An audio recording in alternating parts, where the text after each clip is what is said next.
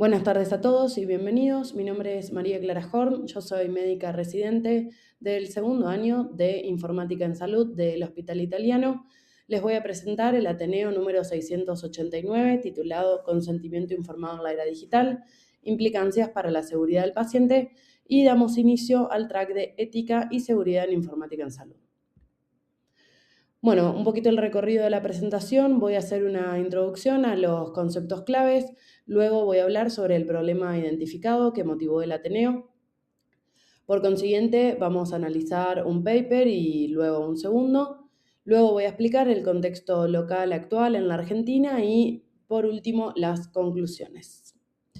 Bueno, empezamos entonces con los conceptos claves antes de entrar a los papers. Para contextualizar, el consentimiento informado es el proceso por el cual un paciente recibe información, la comprende y toma una decisión de manera voluntaria sobre su atención o participación en un estudio.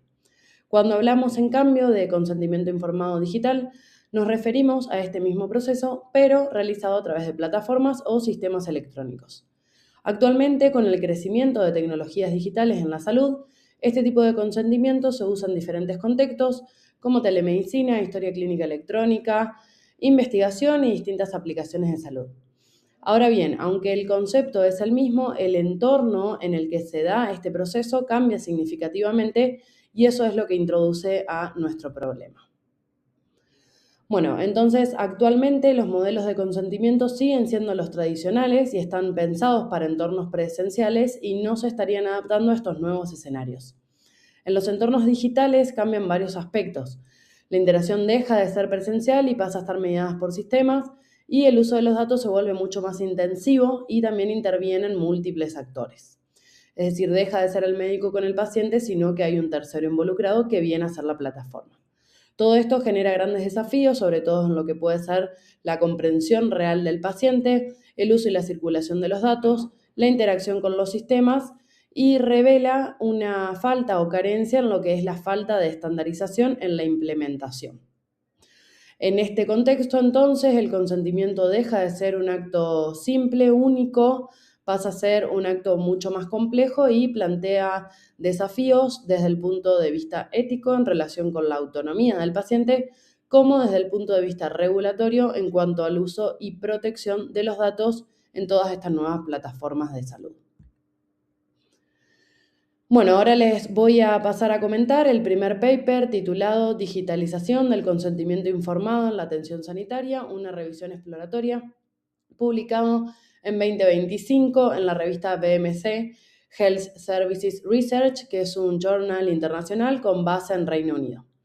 El estudio fue realizado por Kasami y colaboradores y reúne evidencia de distintos países, pero principalmente países con altos ingresos y gran nivel económico. El objetivo un poquito es, a grandes rasgos, describir cómo se está implementando el consentimiento informado digital en la práctica, qué herramientas se están utilizando, cuáles son los principales desafíos, siempre desde la esfera ética y regulatoria. En cuanto a la metodología, los autores realizaron una revisión de tipo Scope and Review con el objetivo de mapear la evidencia disponible sobre consentimiento digital. Para ello, llevaron a cabo una búsqueda bibliográfica en bases de datos biomédicas como PubMed, Medline y otras, utilizando términos relacionados a consentimiento informado digital y salud digital. La estrategia de búsqueda se estructuró bajo el marco PICO, lo que permitió definir de forma clara los criterios de selección, y se incluyeron estudios publicados entre el 2002 y el 2024 en inglés y alemán, y a partir de esta búsqueda se identificaron los estudios potencialmente relevantes que luego fueron evaluados mediante la revisión de títulos, resúmenes y, por último, textos completos. Además del objetivo general, los autores organizaron el análisis en torno a preguntas claves como cómo se implementa el consentimiento digital, qué herramientas se utilizan, si mejora la comprensión del paciente y qué desafíos éticos y regulatorios presenta. En cuanto a los criterios de selección, se incluyeron estudios empíricos, revisiones y metaanálisis que analizaran el consentimiento informado digital en entornos digitales dentro de la práctica clínica. Se excluyeron trabajos de literatura gris, estudios con foco exclusivamente técnico y aquellos estudios centrados solamente en consentimientos destinados para ensayos clínicos.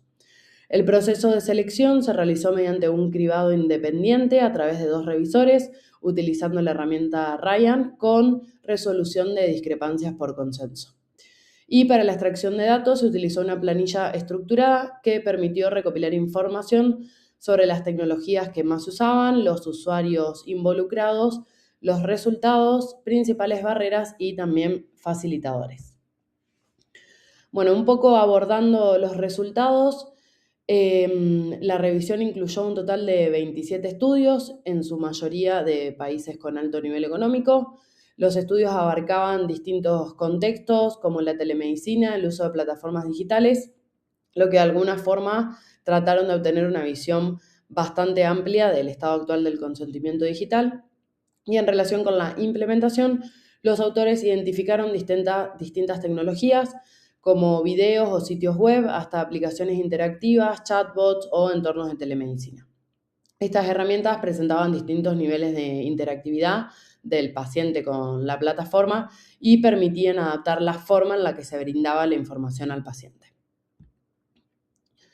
En cuanto al impacto, los resultados son mixtos en términos de experiencia, ya que algunos pacientes refirieron mayor satisfacción y otros refirieron mayor ansiedad por tener que enfrentarse o de alguna forma entender estas nuevas tecnologías. En cuanto a los profesionales, si bien algunos refirieron ahorro en lo que es el tiempo, otros refirieron mayor carga inicial de trabajo para poder lograr toda la implementación. Y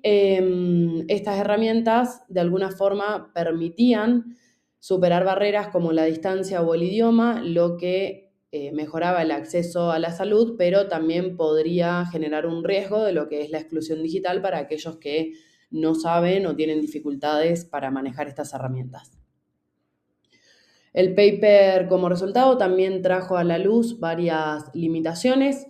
como por ejemplo la falta de estandarización y la gran variación en lo que es el diseño y la implementación. También desde el punto ético aparece el problema de la comprensión real, es decir, aceptar un consentimiento no significa necesariamente haberlo entendido. También en cuanto a falta de claridad respecto al uso y circulación de los datos, ya que muchas veces el paciente no tenía una visión completa de qué sucedía con su información una vez que la aceptaba.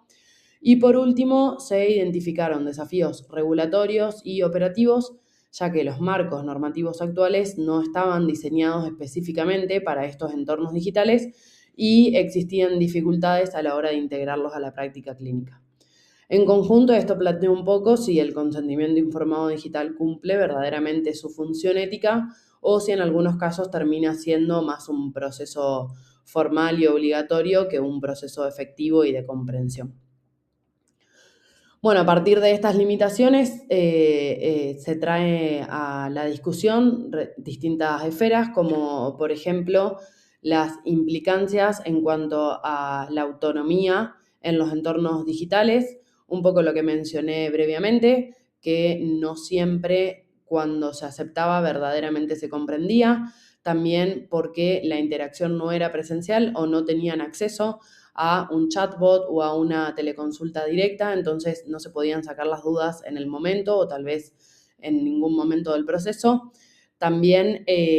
influencia en lo que es el diseño de interfaces, digamos, no solo cuál es la información, sino cómo esa información está presentada. Y respecto a la seguridad, sobre todo por el tema de los datos, es que al haber un mayor volumen y circulación de datos, estos datos pueden ser procesados y reutilizados por distintos actores sin que el paciente sepa o sin saber verdaderamente si estaba acordando a eso, lo que podría llegar a un riesgo de pérdida del control del paciente sobre sus datos o un uso secundario, muchas veces no consensuado, con el posible riesgo también de vulneración a la privacidad de datos sensibles del paciente. Y desde el punto de vista regulatorio, el principal problema no es solamente la falta de normas, sino que las que existen no están pensadas para esta lógica de entornos digitales y en la práctica el consentimiento digital suele apoyarse en marcos tradicionales que no tienen en cuenta aspectos como el uso dinámico de los datos o la interacción entre muchos sistemas y genera una falta de criterios claros sobre cómo debería implementarse el consentimiento y cómo la ausencia de todos estos lineamientos dificulta que se garantice verdaderamente la calidad del proceso y la protección de la información del paciente. Yendo a las conclusiones, los autores plantean entonces que el consentimiento informado digital es una práctica en crecimiento dentro de todos estos nuevos sistemas de salud, pero destacan que no existe un modelo estandarizado de implementación, lo que genera variaciones en la forma en la que se aplica, y señalan que el formato digital no garantiza por sí mismo una mejor comprensión del paciente, por lo que sigue habiendo limitaciones importantes también en lo que es la transparencia sobre el uso de los datos. Y desde el punto de vista más ético y regulatorio, y como todavía es un campo en desarrollo con poca evidencia, remarcan que los marcos actuales no están completamente adaptados a estos entornos y que existe una necesidad de desarrollar guías más específicas para poder estandarizar o implementar este consentimiento informado de forma digital. Bueno, entonces como vimos en este primer paper tenemos un concepto un poco más general de lo que es el consentimiento informado digital y sus principales desafíos, y este segundo trabajo busca bajar eso a la práctica analizando cómo se implementa realmente y qué problemas aparecen en situaciones concretas reales. Este paper se titula Superar las brechas éticas en la investigación en salud digital, un marco para el consentimiento informado alineado con las directrices de los NIH, que fue publicado también en 2025 en BMC Medical Ethics. Y se trata de un estudio aplicado en el que los autores analizan los consentimientos reales en salud digital para identificar brechas éticas, y a partir de este análisis proponen un framework, una guía que permita mejorar el diseño de este consentimiento informado en estos nuevos contextos. Desde el punto de vista metodológico, se trata de un estudio observacional con un diseño descriptivo, analítico y un enfoque cualitativo. El objetivo no es evaluar resultados clínicos, sino analizar la calidad ética del consentimiento informado digital. Y para esto los autores primero definen cómo debería ser un consentimiento informado ideal desde el punto de vista ético y se basan en guías ya establecidas como las del National Institute of Health, que plantean qué elementos debería cumplir un consentimiento para garantizar principios como autonomía, transparencia, protección del paciente. Entonces, a partir de estas guías desarrollan este framework, que es una especie de checklist que tiene 63 atributos y 93 subatributos para poder de alguna forma evaluar todas estas esferas de los elementos que sí o los más importantes debería tener un consentimiento informado digital. En cuanto a la recolección de datos, los autores analizaron 25 formularios de consentimientos informados reales provenientes de estudios de salud digital. Estos formularios se evaluaron en función del framework de este checklist que anteriormente mencioné. Entonces, se pudo medir de alguna forma qué tan completo eran estos consentimientos en términos éticos, y el análisis se centró sobre todo en aspectos claves como la transparencia de la información, el uso y la gobernanza de los datos, los riesgos asociados a la tecnología y los derechos del participante. Entonces, de esta manera, el estudio permite identificar brechas concretas en la implementación del consentimiento, especialmente en relación a lo que es la autonomía del paciente, la privacidad y la seguridad de su información. Bueno, los principales hallazgos de estos 25 consentimientos informados analizados a través de este framework, el principal hallazgo a grandes rasgos es que ninguno de los consentimientos logró cumplir con todos los criterios. El nivel máximo de cumplimiento fue aproximadamente de un 73% y se demostró había gran variabilidad entre los distintos tipos de estudios. Esto muestra la brecha de lo que debería garantizarse con lo que verdaderamente sucede en la práctica. Y yendo un poquito más a un análisis granulado respecto a las dimensiones del framework, del framework, además de que ningún consentimiento logró cumplir con todos los criterios, en relación a la esfera de datos y privacidad, muchas veces no se explica adecuadamente cómo se utilizan los datos, quién puede acceder a ellos, cuánto tiempo se almacenan, dónde se almacenan, quién tiene esa potestad. En la dimensión tecnológica, los consentimientos no suelen describir los riesgos asociados ni el funcionamiento de las plataformas, lo que limita la comprensión del contexto en el que se generan estos datos. Y por último, en cuanto a los derechos del participante, se observa una falta de información sobre el control de los datos, la posibilidad de eliminarlos en caso que quisiera de esa plataforma o de recibir algún resultado o modificarlo. Estos resultados refuerzan un poco lo que ya se había visto en el primer paper, porque ya se describía esta falta de estandarización y una gran variación en la implementación de estos consentimientos. Y en este caso de este paper, lo que vemos es cómo esa variación se traduce en la práctica en consentimientos incompletos desde el punto de vista ético. Y entonces ambos trabajos, de alguna forma muestran que no se está consensuando verdaderamente lo que el consentimiento debería garantizar y lo que efectivamente ocurre, y esto tiene un impacto directo y perjudica de alguna forma directa lo que es la autonomía del paciente, porque las decisiones no siempre se toman con una comprensión completa y absoluta de toda la información. En relación con los datos y la seguridad, también se discute. Los autores discuten, que los consentimientos analizados no describen qué sucede con esta información recolectada, no se especifica quién accede a los datos, cómo se almacenan o si pueden ser compartidos con terceros, tampoco si se reutilizan o de alguna forma se hace un uso secundario con algún otro fin.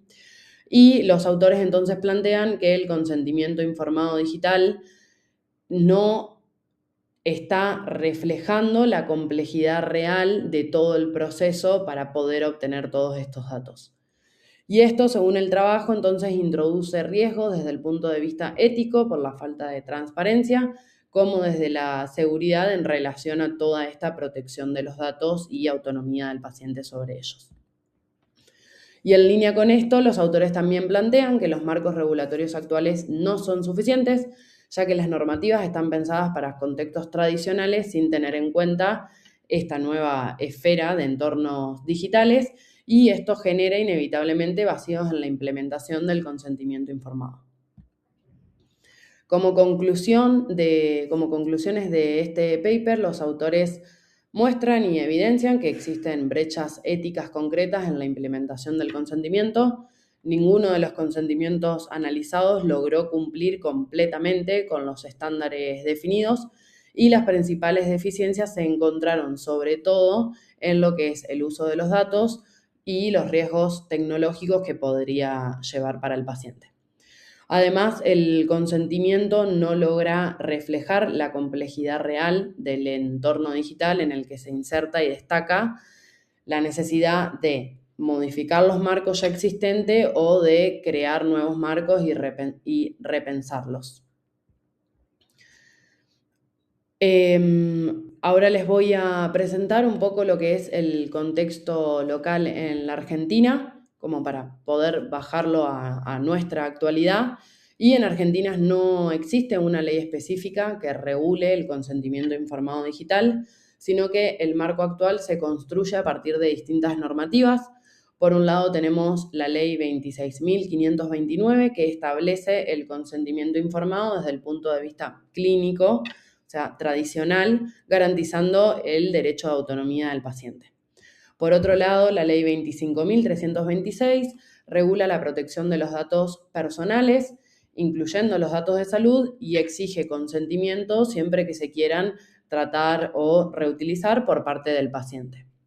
La ley 25.506 otorga validez legal a la firma digital, lo que permite implementar consentimientos en formato electrónico. Y finalmente, la ley 27.553 regula aspectos de salud digital como la telemedicina, habilitando estos entornos, estas plataformas donde el consentimiento digital se vuelve no solo necesario, sino que muchas veces la única opción para poder obtenerlo.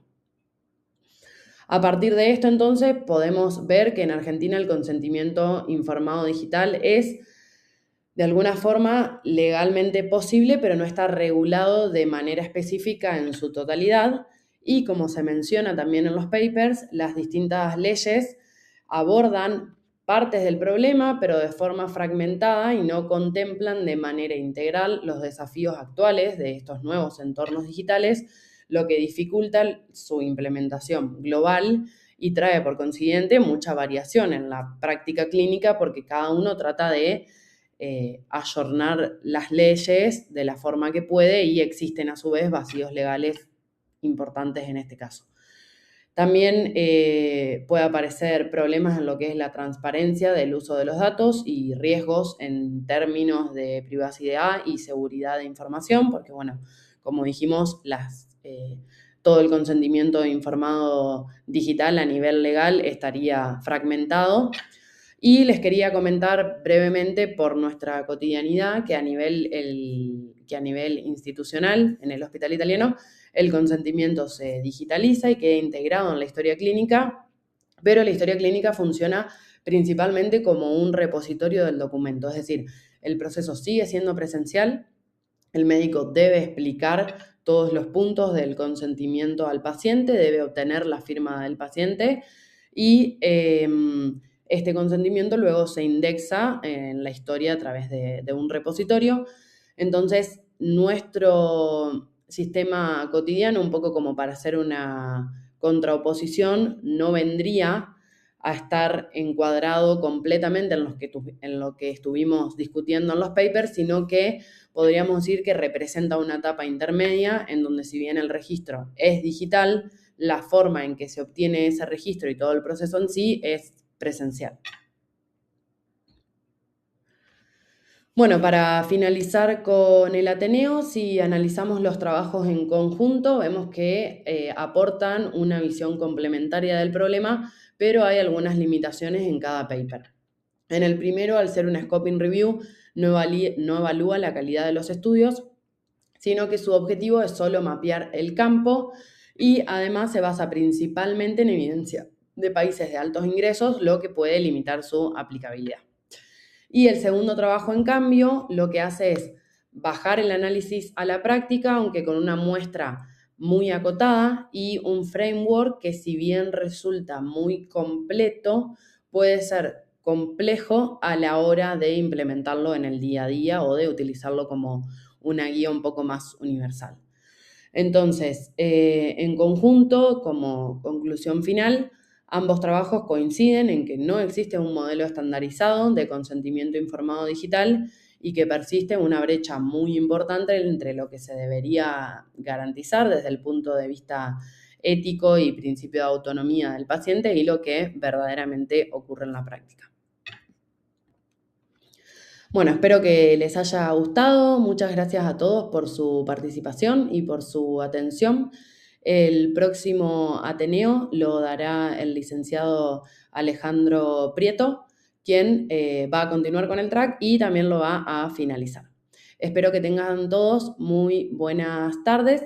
y gracias nuevamente por su participación.